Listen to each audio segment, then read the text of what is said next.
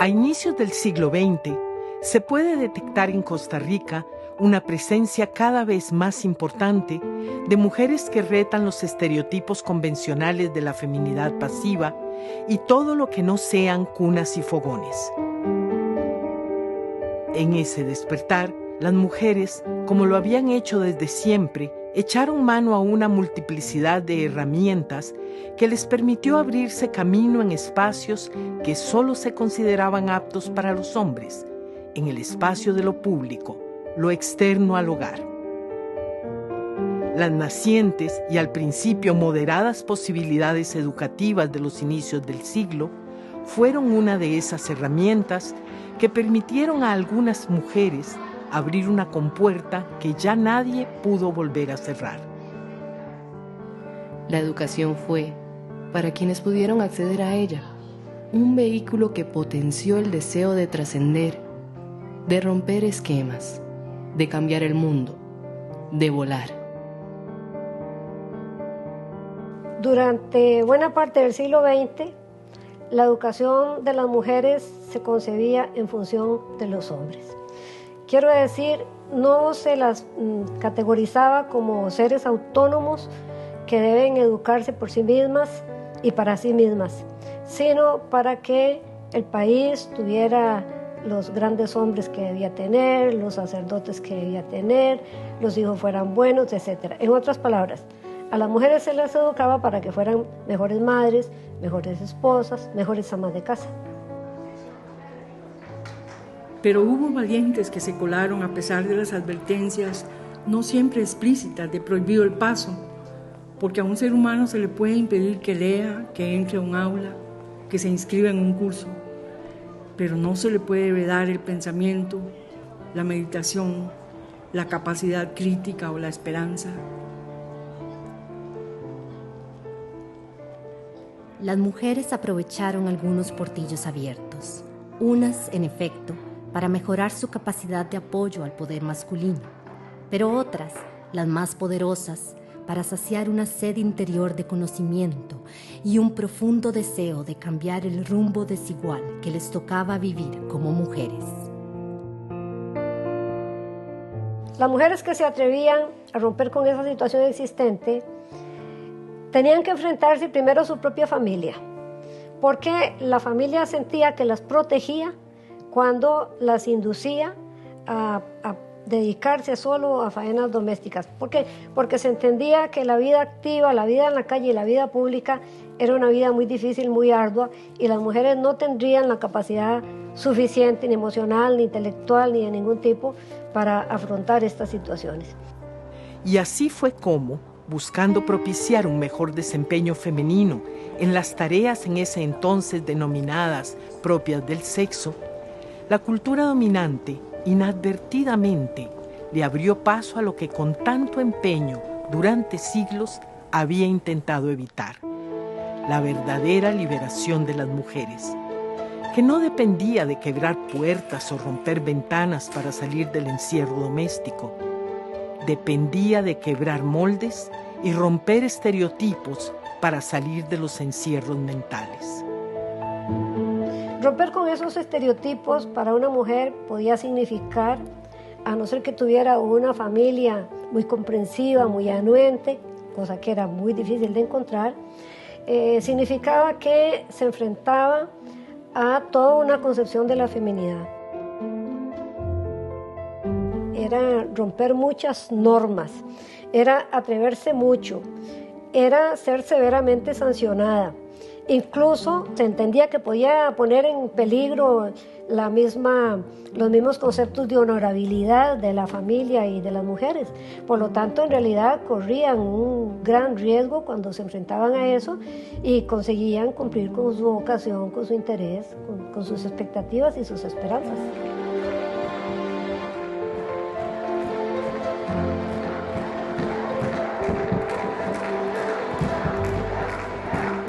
Algunas de estas mujeres hicieron sus luchas absolutamente personales contra su familia, contra los empleadores, contra la sociedad, porque sencillamente necesitaban satisfacer una necesidad interna de cumplir una vocación. Otras, como es el caso de las sufragistas, hicieron luchas colectivas porque algún tipo de actividades o de logros sociales solo se pueden conseguir en grupo, y en grupo muy grande y en grupo de mucha presión.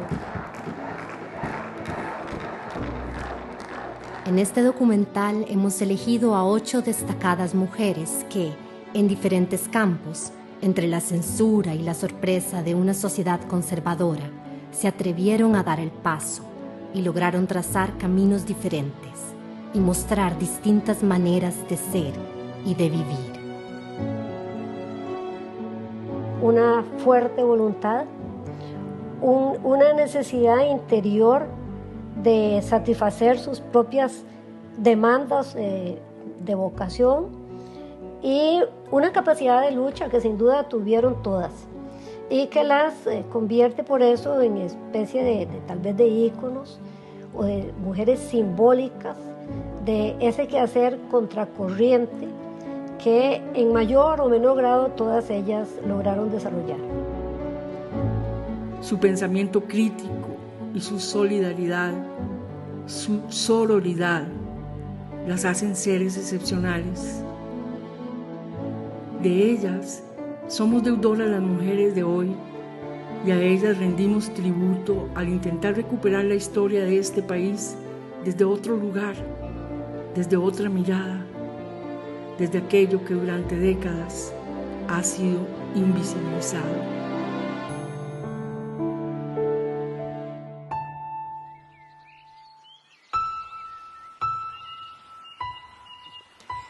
Felicitas Chaverri, 1896-1934.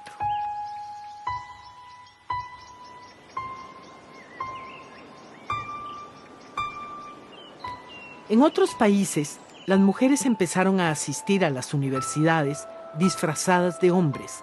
Tal era la fuerza de las convenciones sociales que las excluían. Surgieron voces que decían, la mente no tiene sexo, frente a otras que afirmaban que sí lo tiene y que la mente de las mujeres vale menos. No obstante, con empeño y voluntad, las mujeres fueron consiguiendo demostrar lo que la cultura no quería reconocer, que talento y brillantez se reparten por igual. Cuando esas luchas ya se habían ganado en países europeos, en Costa Rica, en el Liceo de Heredia, se puso en práctica, entre críticas, debates y comentarios adversos, un proyecto novedoso entonces, no solo en Costa Rica, sino en toda la América Central, la educación mixta o coeducación a nivel de secundaria. Entre 1907 y 1914 se abre en el Liceo de Heredia, en calidad de experimentación, la posibilidad de que las mujeres estudien porque se inicia la enseñanza mixta en ese colegio. Esto significa que ellas pueden adquirir el bachillerato porque los hombres que van a los colegios, a ese colegio en concreto, van a adquirir el bachillerato. Estas mujeres que iniciaban de algún modo algún movimiento social, aunque fuera de carácter individual, lo que hacían provocaba una gran sorpresa. En general, la sociedad se asustaba, algo estaba cambiando. En 1911, con su título de bachillerato en la mano y a la edad de 17 años, Felicitas solicitó a la Junta de Gobierno de la Facultad de Farmacia, en la antigua Universidad de Santo Tomás, que la dejaran ingresar a esa carrera. La Junta de Gobierno de la época quedó perpleja. No había reglamento alguno que autorizara el ingreso de mujeres, pero tampoco había reglamento que lo negara, porque nadie esperó nunca que alguna mujer lo intentara. Y tras la discusión, acordó aceptarla. Lita, entonces, se convirtió en la primera mujer en cursar estudios universitarios en el país y lo hizo con la mayor excelencia posible. Obtuvo la licenciatura en 1917 con notas brillantes, dejando asombrado al tribunal examinador. Tenía 21 años y hacía historia como la primera mujer farmacéutica del país y como la primera mujer profesional graduada de una universidad costarricense. Felicitas Chaverri falleció muy joven, pero dejó tras de sí la puerta abierta para que otras mujeres accedieran a la educación superior.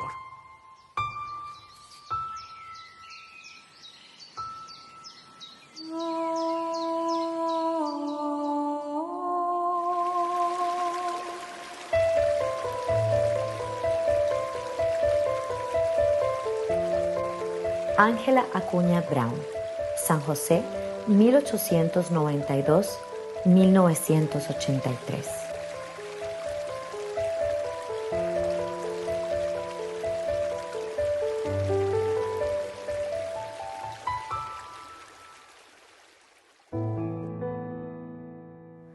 Ángela Acuña tuvo en el país el efecto de un terremoto. Fue educada gracias a una beca en colegios femeninos de París y Londres, y ahí le tocó vivir en carne propia las grandes manifestaciones de las sufragistas inglesas. Esto le provoca un despertar, al darse cuenta de que los derechos de las mujeres eran un tema por el cual luchar y enfrentarse. Ángela Acuña había visto en Londres las grandes luchas de las mujeres, las grandes manifestaciones públicas por el sufragio, y encuentra que esas ideas son unas ideas valiosas. Cuando ella regresa al país, tiene 22 años, ha cursado por escuelas, colegios para mujeres en Europa, que lo que educaban era a las mujeres para anfitrionas, para buenas anfitrionas. En otras palabras, eran colegios donde se enseñaba lo que en la época se llamaba saberes de adorno. Los saberes de adorno era dibujar un poquito, tocar el piano un poquito, tener buenos modales, etc. Y entonces se da cuenta de que ella en realidad, cuando viene al país, no está preparada para emprender una lucha tan grande como es la lucha por el sufragio, como lo que ella ha visto en Londres. Y siente que tiene la necesidad de obtener un título en derecho sobre todo, puesto que el sufragio es un asunto de derechos civiles. Poco a poco, paso a paso, empezó a derribar muros. Primero consigue un permiso especial para hacer el bachillerato en un liceo de hombres, porque el proyecto del Liceo de Heredia se había acabado. Luego se matricula en la Facultad de Derecho, en medio del asombro público porque ninguna mujer había estudiado Derecho en Costa Rica. Obviamente ingresa, se gradúa, no se le permite ejercer el notariado, porque como no había sufragio y el notariado es una acción pública, se entendía que las mujeres no lo podían ejercer. Pero se gradúa, tiene que luchar antes en la asamblea, antes de ejercer, para obtener una ley que le permita ejercer el derecho, que se llamó así extraoficialmente la ley Angelita Acuña. Y eso le permite iniciar su lucha y empezar a convencer, a persuadir a múltiples mujeres y algunos hombres clave también que eran partidarios del voto, por lo menos eran afines a sus ideas, y así se logra crear en realidad un movimiento muy grande en el país. Yo diría que de los movimientos más masivos que ha habido de mujeres en el país fue la lucha por el sufragio. Ángela habla, convoca, reúne y consigue fundar la Liga Feminista. Las primeras batallas de las mujeres fueron inciertas, vacilantes sus pasos, mas ya se vislumbra la plenitud de su victoria. Prosiguen firmemente con paso de vencedoras. Los años de incesantes esfuerzos por la consecución de sus derechos han dejado en su espíritu la impresión de que su labor real apenas comienza con su entrada en la vida pública. Esa fue su meta y lo logró, junto a mujeres de inmenso valor como Esther de Meserville, Corina Rodríguez, entre muchas otras. Una lucha que duró 28 años y que alcanza su plenitud en 1948, cuando las mujeres conquistan definitivamente el derecho a votar en Costa Rica.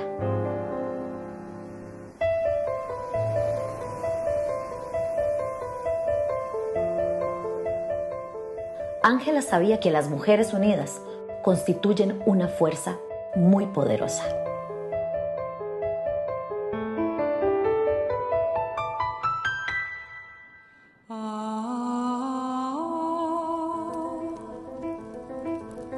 Carmen Lira, 1888-1949. Carmen Lira, hoy benemérita de la patria, fue una mujer talentosa y polifacética. Mostró interés en la literatura, la educación, la política, y en todas estas áreas participó activamente a lo largo de su vida. Maestra de profesión, logró obtener una beca que la llevó a la Universidad de la Sorbona, en París, para ampliar sus estudios en educación preescolar. A su regreso, en 1925, fundó junto con Luisa González la Escuela Maternal Montessoriana, dedicada a atender especialmente a niños y niñas de escasos recursos y poniendo en práctica algunas de las concepciones pedagógicas y metodológicas más avanzadas de su época.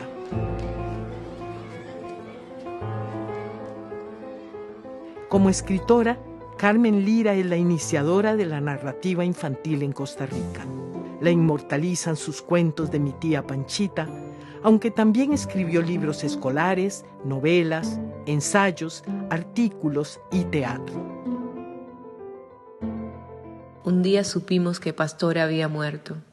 Los niños oímos decir a una vecina que no la podían enterrar en ataúd blanco porque no era niña. Comentaron también la dicha de que no hubiera muerto en pecado mortal, pues a última hora había confesado, comulgado y recibido los santos óleos.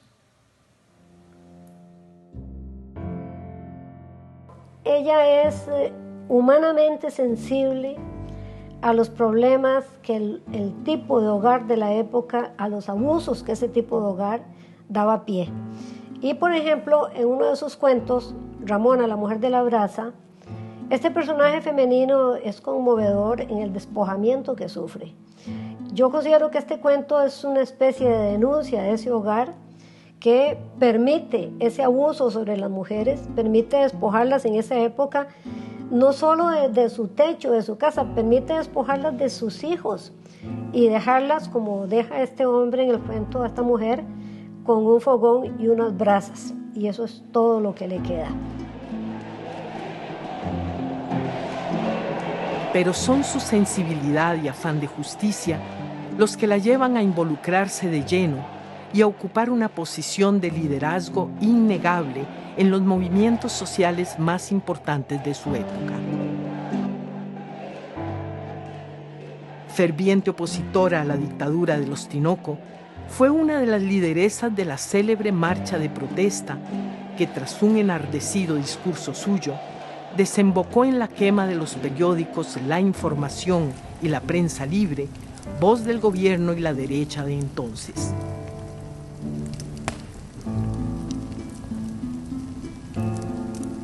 Sus artículos y ensayos de aquella época levantan polémica y son fuertes y valientes en su enfrentamiento con la dictadura. Carmen se gana el odio de los patriarcas dominantes, pero sus posiciones fortalecen un movimiento social que finalmente logra derrocar a la dictadura. Años más tarde, Carmen se une al Partido Comunista.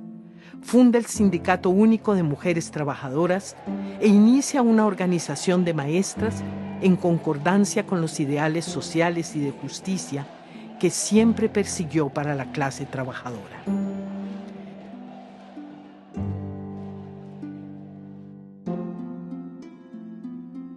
Carmen Lira es expulsada de Costa Rica por sus ideas políticas en el año 1948 y muere en México, en el exilio y en la pobreza, lejos del país y de la gente que tanto amó.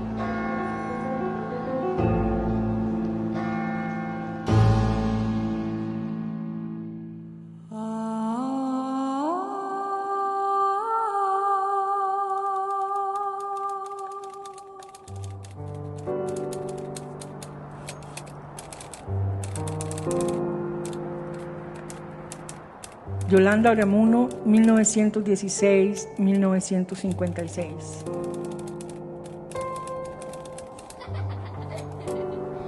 Yolanda Ureamuno había nacido ya en el siglo XX. Los 24 años que en edad la separaban de Ángela Acuña la convertían, frente a aquella, en portadora de ideales diferentes. Si bien al voto le faltaba mucho para convertirse en realidad, ella, modelo de rebeldía, veía las cosas desde un ángulo diferente. Con una inteligencia brillante, un ojo crítico sin paralelo y una habilidad literaria precoz, se enfrentó a los autores del momento, a la mitificación del hogar patriarcal, al estereotipo femenino. Estudia en el Colegio de Señoritas y es ahí donde publica su primer ensayo que la perfila como una gran pensadora. Su ensayo, publicado en ¿Qué hora es?, la columna de Repertorio Americano, es una advertencia: que no haga la mujer poses de feminista mientras no haya conseguido la liberación de su intelecto.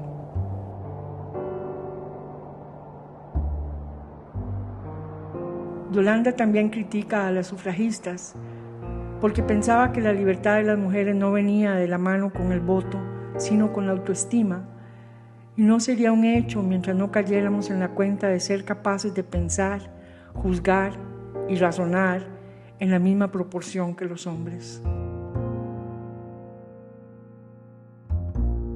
No sabemos de nosotras mismas, sino lo que el hombre nos ha enseñado. Y luego escribe, entre muchas otras cosas, y muchas otras novelas que parece que se han perdido, La ruta de su evasión, que es la obra mayor de Yolanda por la que más se le conoce. En la ruta de su evasión se denuncia el tipo de hogar que había en Costa Rica, ese mismo que ella critica en ¿Qué hora es?, diciendo que en ese hogar el padre es la puerta y es la llave a la vez. Eso parece que para las mujeres de la época tiene que haber sido de una fuerza enorme, una limitación enorme, porque al padre pues se le quiere, es el padre, es figura de autoridad, etcétera, pero si no se rebelan contra él, es imposible salir de ese encierro mental en que la sociedad las ha colocado. Yolanda en realidad parece que se siente un poco acosada por esta sociedad que no responde a esa visión crítica que ella tiene, y sí es sensible, sin embargo, a su belleza, que en cierto modo se usa como un escudo para opacar la gran calidad literaria de Yolanda. La voz de Yolanda resuena nueva y fresca y avasalladora.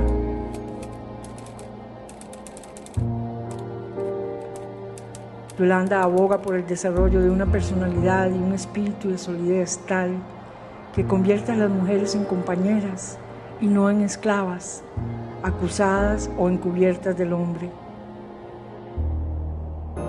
Denuncia que en las mujeres la ambición queda muerta al nacer y dice que las enseñanzas de la escuela y el colegio no son otra cosa que etapas previas a la de escoger marido.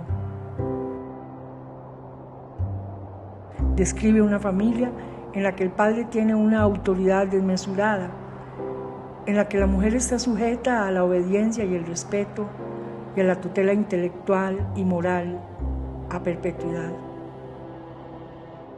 A través de sus escritos, Yolanda abriría la puerta para la discusión sobre el rol de las mujeres en la familia, la violencia de la que era víctima, la opresión y la desigualdad. Sus trabajos mostraron una cara de la sociedad costarricense que difícilmente podría volverse a ocultar.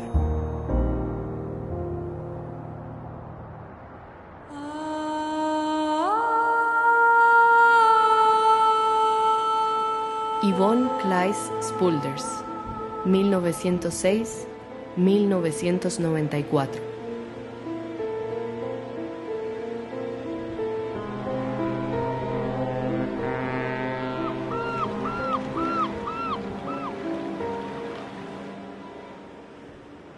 En 1927, Yvonne Claes llegó al país junto al expresidente Rafael Ángel Calderón Guardia, con quien se acababa de casar en Bélgica, su país de nacimiento.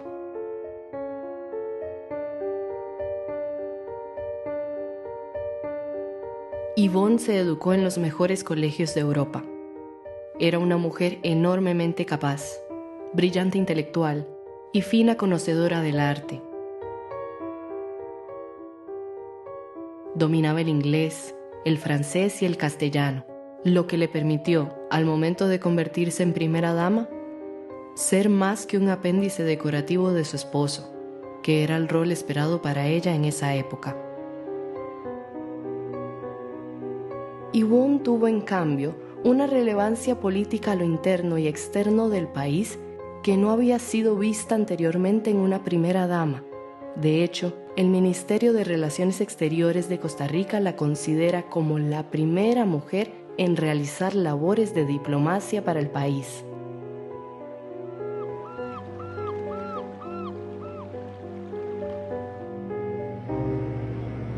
Jugó un papel primordial en las relaciones entre Costa Rica y Estados Unidos, sirviendo de puente entre la administración Calderón y el presidente Roosevelt.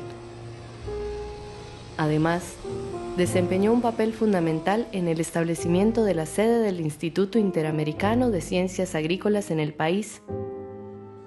Promovió y fundó, junto con Consuelo Reyes, la Orquesta Sinfónica Nacional, y no cesó de trabajar en la creación de las casas cuna y en el apoyo a personas pobres, ciegas y enfermas. Este compromiso social la llevó a apoyar activamente las reformas sociales creadas en el gobierno de Calderón Guardia. Yvonne tenía en su contra no encajar con la mentalidad del país ni con el ideal de mujer doméstica, de modo que, tras 17 años de convivencia, su matrimonio finalizó. Yvonne Claes, aunque no era una mujer costarricense, fue una mujer profundamente preocupada por este país que se convirtió en su segunda patria. Luchó como la que más con otros grupos de personas por las garantías sociales y fue en gran medida como la mujer a la sombra, la mujer que hizo muchas cosas, pero su nombre no fue recogido con justicia por la sociedad costarricense. Yvonne rompió paradigmas, brilló con luz propia y se comprometió profundamente con un país que adoptó como suyo. Aunque efectuó su labor diplomática sin un cargo o un nombramiento oficial, sus gestiones tuvieron resultados muy positivos y permitió que en las siguientes administraciones el gobierno de Costa Rica empezara a nombrar mujeres en cargos diplomáticos. Yvonne Claes fue llamada a servir en la década de los 70 en puestos diplomáticos en Austria y República Dominicana, pero por motivos de salud no pudo asumir dichos cargos. Al final de sus días murió en la pobreza, luego de que se le arrebataran sus bienes. Terminó su vida en una sala del hospital que lleva el nombre de su ex esposo.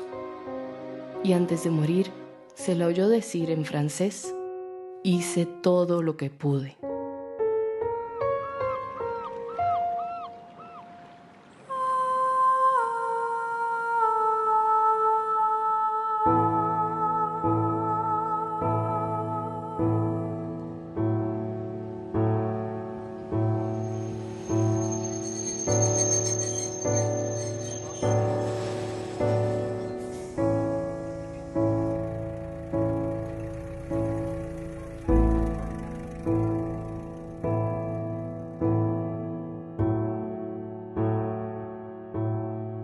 Violeta Madrigal Mora, 1920-1996.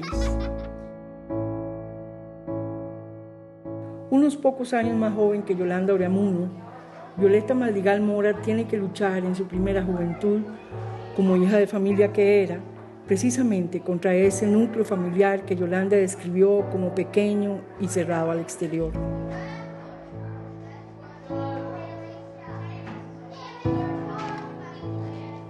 Su padre reaccionó indignado cuando ella, a punto de concluir la secundaria, le comunicó su interés por estudiar Derecho.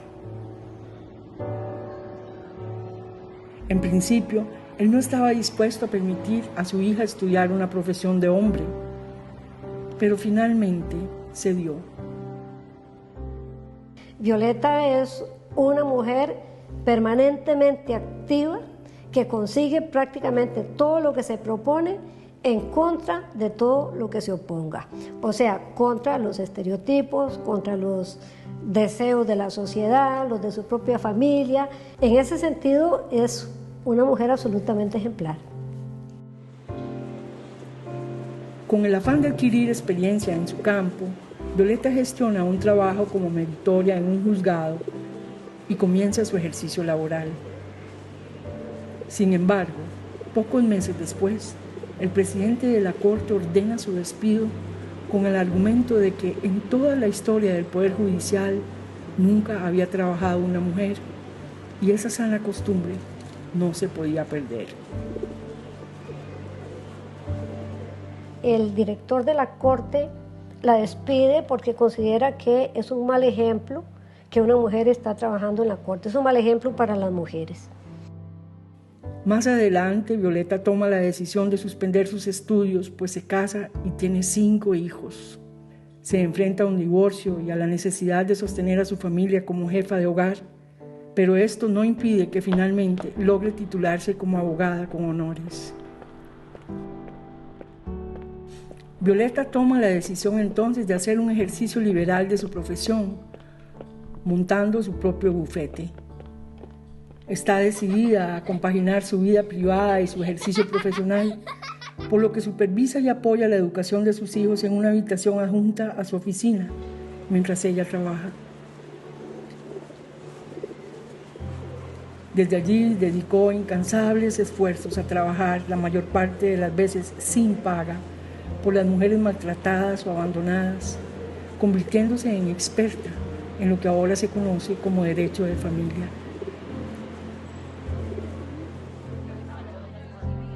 Sus alegatos fueron poco a poco teniendo eco en los tribunales de justicia y sentando precedentes en la jurisprudencia para el reconocimiento de los derechos de las mujeres en igualdad de condiciones con los hombres.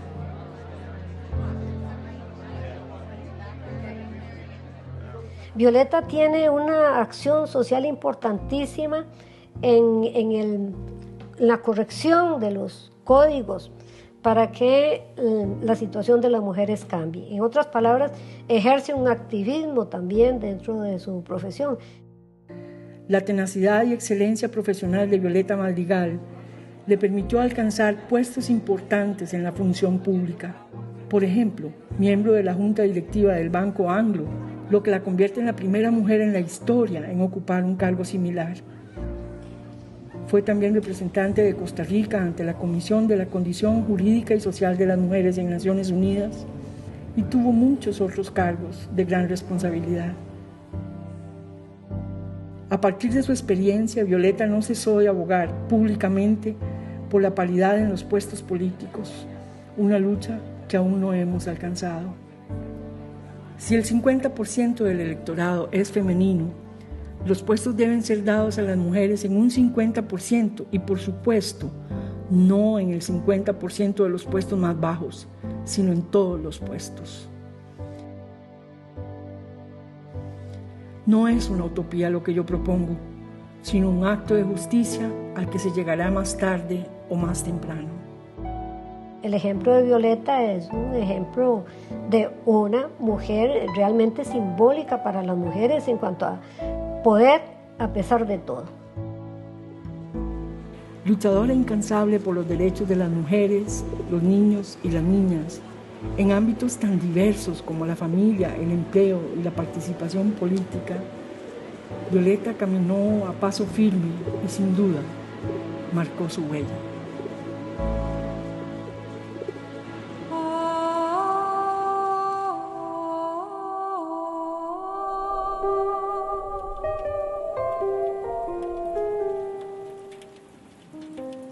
Carmen Naranjo, 1928-2012.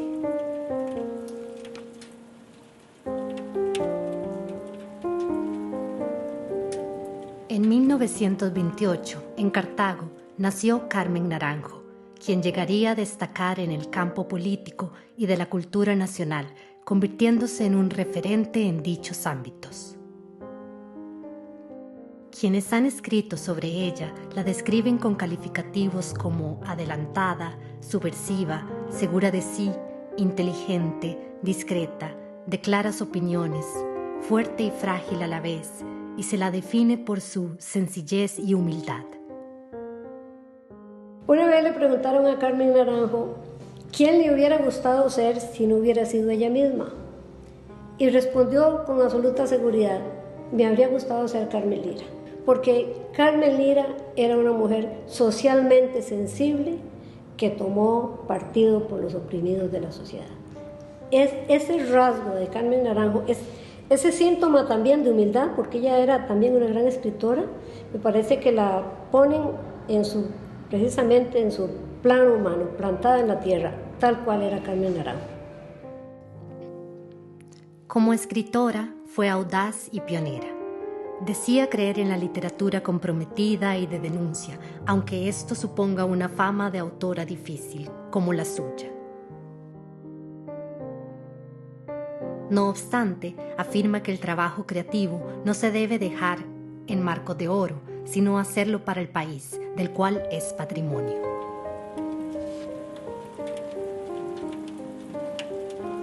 Escribir es robar tiempo al tiempo, alargar minutos y horas, aprovechar los insomnios, poblar de imágenes el sopor, sembrar bríos a los aburrimientos y abrir puertas y ventanas a lo que se germina en el silencio.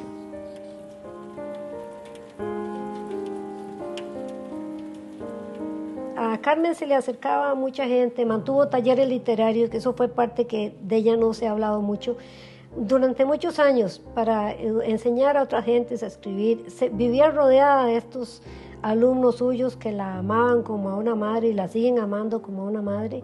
Alentaba a las personas a que hicieran lo suyo, alentaba las creatividades nuevas, las vocaciones nuevas. En cierto modo, ejerció un magisterio literario para otros escritores y otras escritoras en este país. Ese es uno más de sus méritos, que en realidad son muchos. En su ensayo, Mujer y Cultura, denuncia cómo se ha tendido a crear un estereotipo de mujer liberada que oscila entre el temible ridículo y la pérdida de cierta cordura. Esta falsa imagen nos la presenta, dice ella, como alguien que atenta contra las tradiciones, contra el orden social y moral y contra todo lo que se ha considerado bueno.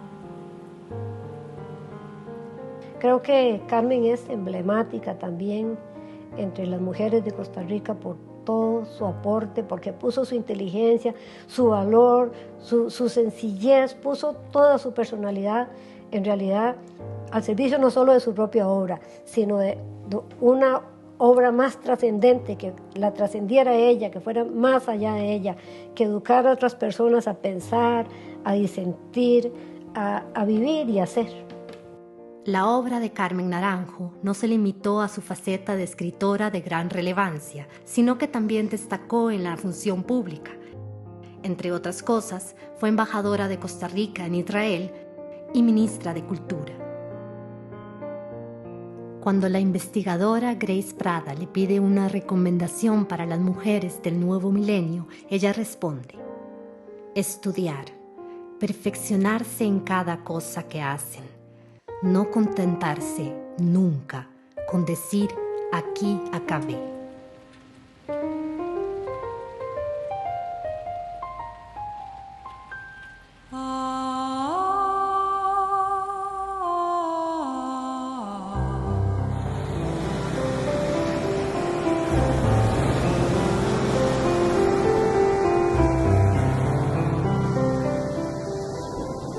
Elizabeth Odio Benito, 1939.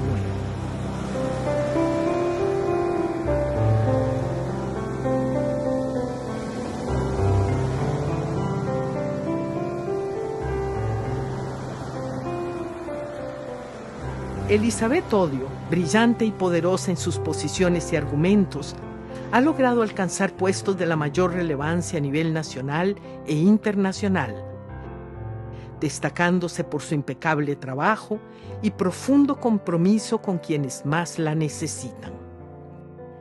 En nuestro país, Elizabeth ha sido una determinante impulsora de la legislación a favor del reconocimiento de la igualdad entre hombres y mujeres.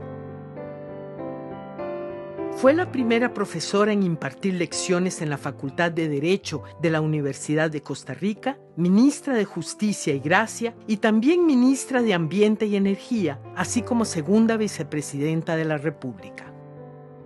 Elizabeth Odio Benito es una mujer actual y despierta la admiración de mucha gente, la admiración de muchas mujeres, porque es casi envidiable ese hablar categórico que tiene Elizabeth, ese hablar tan convencida de que lo que dice es lo que es, esa capacidad de no echarse un milímetro para atrás, sino defender lo que a ella le parece, defenderlo bien, inteligentemente, con argumentos incuestionables. Y creo que, en cierto modo, Elizabeth representa en este momento como una síntesis de estas mujeres que desde el pasado vienen haciendo de Costa Rica un país más igualitario, un país diferente al que se conocía a principios de siglo. El alcance de las acciones de Elizabeth no se ha limitado a nuestras fronteras. Entre 1993 y 1998 se desempeñó como jueza del Tribunal Penal Internacional ad hoc para la antigua Yugoslavia.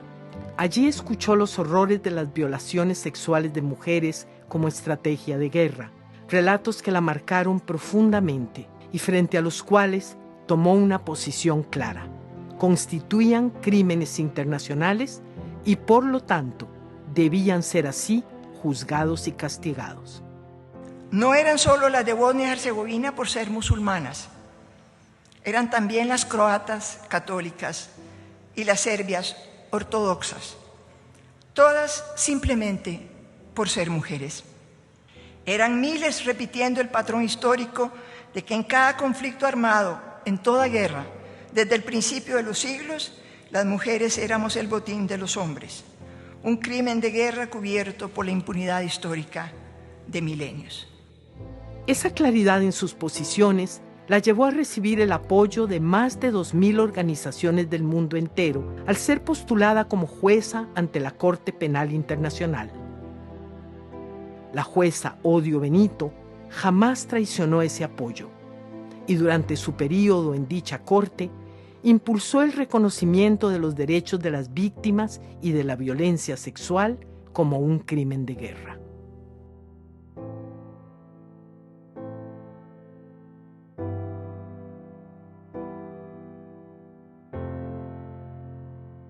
El hecho de que la violación se considere delito dentro de la guerra es una declaración muy importante, porque una de las cosas que señala Elizabeth es que en la guerra igual niños y niñas sufren una gran cantidad de vejaciones, igual hombres y mujeres del país invadido sufren muchas vejaciones, pero esas vejaciones se dan de manera diferenciada por sexo. Y lo que más predomina para las mujeres y para las niñas es que las convierten en esclavas sexuales de los pueblos invasores.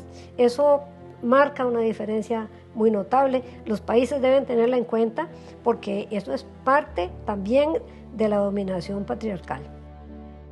Hoy, la jueza Odio Benito forma parte de la Corte Interamericana de Derechos Humanos, un tribunal en el que, dice ella, solo hubo hombres en los últimos 7 años, sencillamente porque esta mayoría masculina se repite en todas partes. Una vez más, se enfrenta al paradigma patriarcal y lo debilita, fortaleciendo así la democracia, la justicia y la igualdad.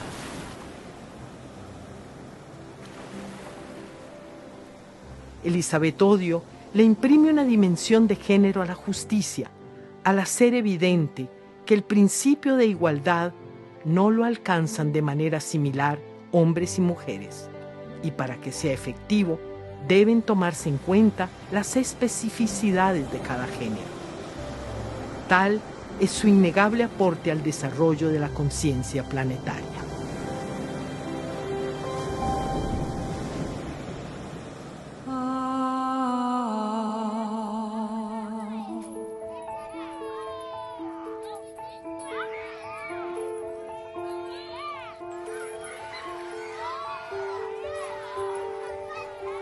El acceso masivo a la educación durante el siglo XX fue una de las herramientas que facultó a las mujeres para ir abriendo orificios irreparables al tejido patriarcal, pero no la única. A ellas se sumaron el deseo de justicia, la conciencia sobre las desigualdades de género, la fuerza interna y el poder del trabajo conjunto de las mujeres, que entendieron que lo personal era también político y fueron gestando cambios culturales hacia una mayor igualdad.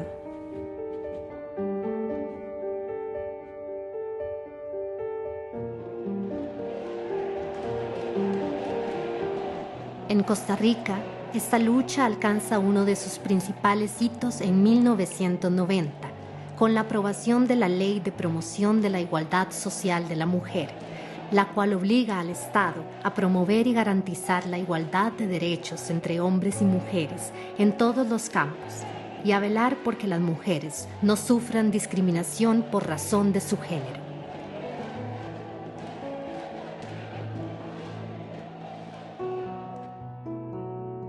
El proceso que culminó con la aprobación de esta ley fue liderado en el ámbito político por Margarita Penón, acompañada y respaldada por mujeres como Carmen Naranjo y Elizabeth Odio, así como muchísimas mujeres solidarias y conscientes que, organizadas en un gran movimiento social, participaron activamente en su realización. Que la ley no es todo, pero la ley es un principio. Y existiendo la ley, da pie para que los cambios puedan hacerse efectivos. Puede no funcionar, pero puede apelarse a eso para que funcione. Esa es la importancia que tiene la ley de igualdad real en el país.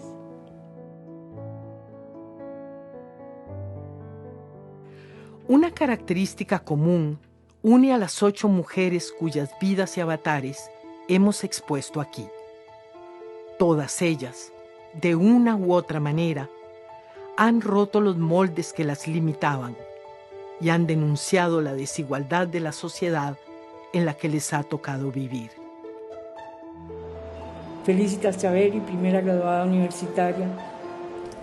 Carmen Lira, la gran lideresa de las trabajadoras. Ángela Acuña, impulsora del voto femenino. Yolanda Oriamuno, reveladora escritora. Ivonne Clays, primera diplomática. Violeta Madrigal, abogada de las mujeres y de su participación política paritaria. Carmen Naranjo, artista, política y activista. Elizabeth Odio, defensora de los derechos humanos.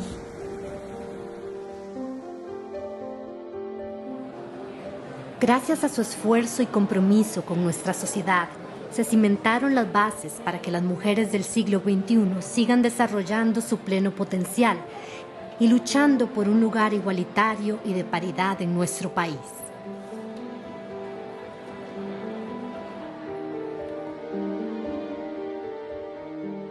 Como ellas, hay muchas otras mujeres que han dado luchas igual de valiosas e importantes, pero a las que la historia ha negado el lugar que les corresponde.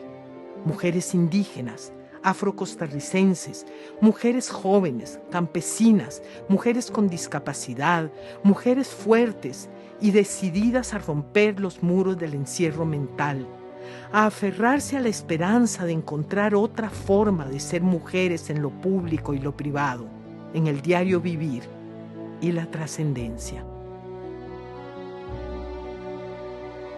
Sin duda, con ellas, con su hacer, miles y miles de mujeres más encontrarán su lugar en el mundo.